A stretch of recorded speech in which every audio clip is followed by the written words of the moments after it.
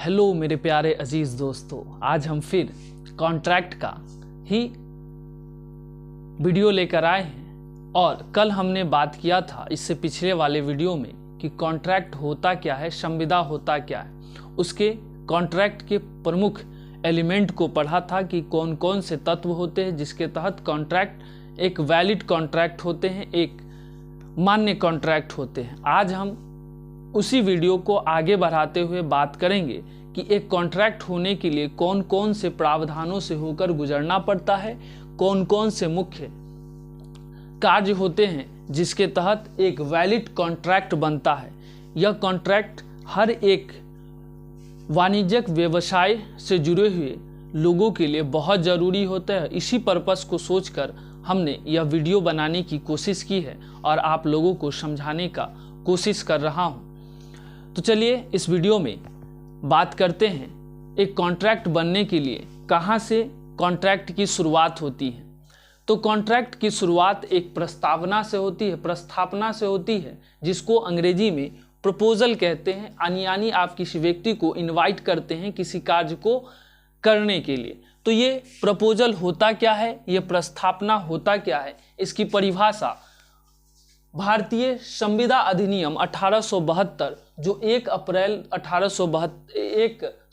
सितंबर 1872 से पूरे देश में लागू है, उसी में भारतीय संविदा अधिनियम 1872 की धारा 2 क में जो निर्वाचन खंड है धारा 2, उसी का धारा 2 क यानी 2A में प्रस्थापना को परिभाषित किया गया है और कहता है कि प्रस्तावना इट मीन्स प्रपोजल जब कि एक व्यक्ति किसी बात को करने या करने से प्रवृत्त रहने की अपनी रजामंदी किसी अन्य को इस दृष्टि से संज्ञापित करता है कि ऐसे कार्य या प्रवृत्ति के प्रति उस अन्य की अनुमति अभिप्राप्त करे, तब वह प्रस्थापना करता है, यह कहा जाता है। यानी प्रस्थापना करने के लिए कोई कॉन्ट्रैक्ट करने के लिए सबसे पहले हमें प्रपोजल देना पड़ता है कि हम आपके साथ यह काम करना चाहते हैं, और उस व्यक्ति को अगर ऐसा लगता है कि यह कार्य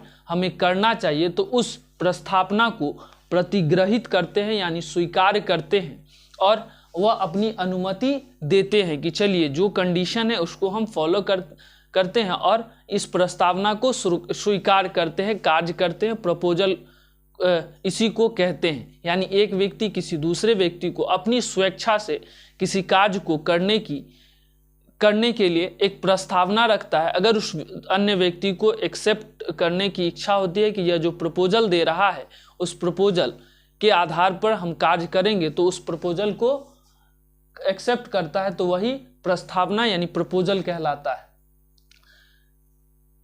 प्रपोजल के बाद आता है प्रॉमिस। अगर कोई व्यक्ति उस प्रपोजल को, उस प्रस्थापना को अगर करने की सोचता है तो वह प्रॉमिस करता है यानी वचन देता है, वचन करता है। तो कॉन्ट्रैक्ट एक्ट में यानी भारतीय संविदा अधिनियम की धारा 2 ख या फिर अंग्रेजी में कहे तो 2B में वचन को परिभाषित किया गया है, और वचन कहता है जबकि वह व्यक्ति जिससे प्रस्थापना की जाती है उसके प्रति अपनी अनुमति संज्ञापित करता है, तब वह प्रस्तावना प्रतिग्रहित यानी एक्सेप्टेड हुई कही जाती है, और प्रस्तावना प्रतिग्रहित हो जाने पर वचन कहलाता है। अर्थात कि अगर कोई व्यक्ति प्रपोजल देता है, प्रपोजल को अगर कोई व्यक्ति उस प्रपोजल को अगर एक्सेप्ट करता है, वही एक्सेप्टेंस उसका वचन कहलाता है, प्रॉमिस कहलाता है।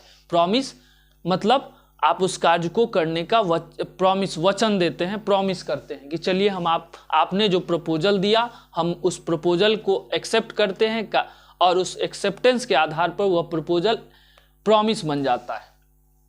अब प्रॉमिस के बाद आता है कॉन्ट्रैक्ट में, प्रॉमिस के बाद जो सेक्शन जो आते हैं वह वचन दाता और वचन ग्रहीता का आता है। और ये जब व्यक्ति एक दूसरे को कही हुई बातें को एक्सेप्ट कर लेते हैं तो वचन ग्रहीता और वह वचन ग्रहीता और वचन दाता बन जाता है। तो संविदा अधिनियम में धारा 2 ग या धारा अंग्रेजी में कहे तो 2C में वचनदाता और वचन ग्रहीता दोनों को परिभाषित किया गया और कहता है प्रस्तावना करने वाला व्यक्ति वचनदाता कहलाता है। यानी जो व्यक्ति प्रस्तावना दे रहा है कि आप इस कार्य को करें, वह व्यक्ति कहलाता है वचनदाता, और जो उस प्रस्तावना को ग्रहण करता है वह प्रस्तावना प्रतिग्रहित करने वाला व्यक्ति वचन ग्रहीता कहलाता है। यानी जो उस वचन को ग्रहण करता है वह वचन ग्रहीता कहलाता है। तो धारा 2C में वचन ग्रहीता और वचन दाता दोनों की परिभाषा दिया गया है, जिसको प्रॉमिसर और प्रॉमिसी कहते हैं। इस क्रिया के बाद, इस कार्य के बाद कॉन्ट्रैक्ट का अगला पड़ाव आता है और उसमें धारा 2D या धारा 2घ कह सकते हैं, जिसमें प्रतिफल। अब कोई कॉन्ट्रैक्ट होगा तो उसका कंसाइडरेशन होगा, यानी उस कार्य को करने की एवज में कोई प्रतिफल देना होगा। अब वह प्रतिफल की परिभाषा क्या है, इसको भी जानते हैं और समझते हैं। धारा 2D या धारा 2घ कहता है कि प्रतिफल जबकि वचनदाता की वांछना पर वचन ग्रहीता या कोई अन्य व्यक्ति कुछ कर चुका है या करने से विरत रहता है या करता है या करने से प्रविरत रहता है या करने से प्रविरत रहने का वचन देता है, तब वह ऐसा कार्य या प्रवृत्ति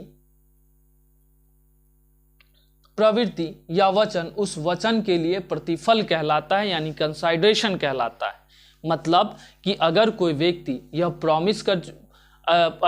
कोई व्यक्ति प्रस्तावना देता है, प्रस्तावना के बाद अगर कोई व्यक्ति उस प्रस्तावना को एक्सेप्ट करता है तो वो प्रॉमिसी बन जाता है, और जो प्रस्तावना देता है उसको हम प्रॉमिसर कहते हैं, और जो उस प्रस्तावना को ग्रहण करता है उसको प्रॉमिसी कहते हैं। उसके बाद प्रतिफल आता है जिसको कंसाइडरेशन कहते हैं। और कंसाइडरेशन में साफ साफ यह बात कही गई है कि आप किसी कार्य को करने या फिर करने का भविष्य में वचन करते हैं तो उसके एवज में जो भी आपको प्रतिफल दिया जाएगा, जो भी रुपए पैसा दिया जाएगा, वो आपका कंसाइडरेशन यानी प्रतिफल कहलाएगा। यह कॉन्ट्रैक्ट का मुख्य एलिमेंट है। बिना वचन प्रतिफल के कोई भी कॉन्ट्रैक्ट नामुमकिन है। यानी आप कोई कार्य करते हैं तो उसके लिए आपको प्रतिफल को लेना जरूरी है और प्रतिफल देना भी जरूरी है। अब इसी के बाद जब इन सारी क्रियाओं के बाद प्रतिफल भी हो जाता है, प्रतिफल के बाद आता है करार। बहुत कॉन्ट्रैक्ट में इम्पोर्टेंट चीज है, और हर एक व्यक्ति जब करार करता है यानी एग्रीमेंट करता है तो गवाहों के सामने करता है। यानी आप कॉन्ट्रैक्ट करने के लिए ऐसे ही किसी व्यक्ति को एक्सेप्ट नहीं कर सकते, उसके लिए आपको एक एग्रीमेंट करना होता है। विदाउट एग्रीमेंट कोई भी कॉन्ट्रैक्ट एक्सेप्टेबल नहीं होता है। तो कॉन्ट्रैक्ट करने के लिए हमें एग्रीमेंट को जानना होगा, और एग्रीमेंट हर एक लोगों के लिए ज़रूरी है कि आप कोई भी कार्य करें तो उस एग्रीमेंट को कर ले, ताकि भविष्य में अगर आप जो काम करना चाह रहा है उससे संबंधित कोई वायलेशन होता है तो उस एग्रीमेंट के आधार पर आप अपने मुआवजे को मांग सकते हैं। तो यह करार क्या है, एग्रीमेंट क्या है? तो धारा 2 अंगा में यानी 2 अंग्रेजी में 2E में लिखा गया है कि करार इट मीन्स एग्रीमेंट, हर एक वचन और ऐसे वचन का हर एक संवर्ग जो एक दूसरे के लिए प्रतिफल हो, करार कहलाता है। यानी आप कॉन्ट्रैक्ट करने के लिए करार जब करते हैं, वही कोई प्रतिफल देकर वही प्रतिफल आपका करार बन जाता है, एग्रीमेंट बन जाता है। तो कॉन्ट्रैक्ट में जब भी कोई कॉन्ट्रैक्ट बनता है तो इन सभी चीज़ों को ध्यान में रखकर ही कॉन्ट्रैक्ट बनता है, और कॉन्ट्रैक्ट के लिए ये सभी चीज़ें बहुत इम्पोर्टेंट है। सबसे पहले प्रपोजल होना चाहिए, प्रपोजल के बाद प्रॉमिस होना चाहिए, प्रॉमिस के बाद प्रॉमिसर और प्रॉमिसी दोनों होना चाहिए। यानी दो पक्ष जो आपको हम बताए थे, उसमें जब प्रॉमिसर और प्रॉमिसी दोनों बन जाते हैं तो उसमें एक कंसाइडरेशन का होना जरूरी है, और कंसाइडरेशन जब होता है यानी प्रतिफल होता है तो प्रतिफल के बाद एक एग्रीमेंट का होना जरूरी है। यह एग्रीमेंट दोनों को पक्षों के लोगों के लिए बहुत इम्पोर्टेंट है।